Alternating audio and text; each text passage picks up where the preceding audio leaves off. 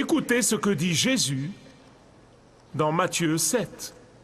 Il dit « Entrez par la porte étroite », c'est-à-dire à travers Jésus et Jésus seul. Entrez par la porte étroite, car large est la porte, et spacieux est le chemin qui mène à la perdition, et nombreux sont ceux qui entrent par là. Mais étroite est la porte, et resserré le chemin qui mène à la vie, et peu nombreux sont ceux qui le trouvent.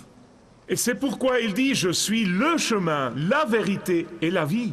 Jésus n'a jamais utilisé des mots trompeurs, n'a jamais utilisé de mots ambigus pour le coup d'être un de ses disciples. Il n'a jamais utilisé de petits caractères que vous devez chercher attentivement pour pouvoir les voir. Jamais. Il a dit « Quand vous venez à moi, vous devez supprimer toutes les autres options. Soit je suis le Seigneur de tout, soit je ne suis pas Seigneur du tout. Si vous voulez la vie éternelle, vous devez prendre une décision et aller jusqu'au bout et agir en conséquence. Vous voulez accéder au ciel? Alors vous devez croire que Jésus seul vous y prendra.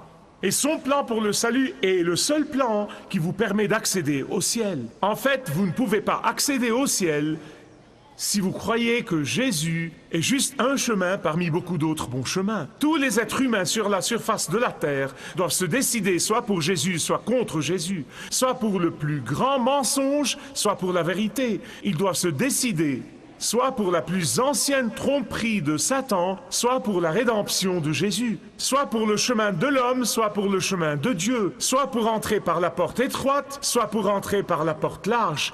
Ils recevront soit la vie éternelle au ciel, soit la vie éternelle dans le tourment. Ils recevront soit une vie de paix et de joie et de contentement ici dans cette vie, et l'éternité avec Jésus à la fin, soit une vie de culpabilité et de vide et de confusion ici-bas et la damnation éternelle à la fin.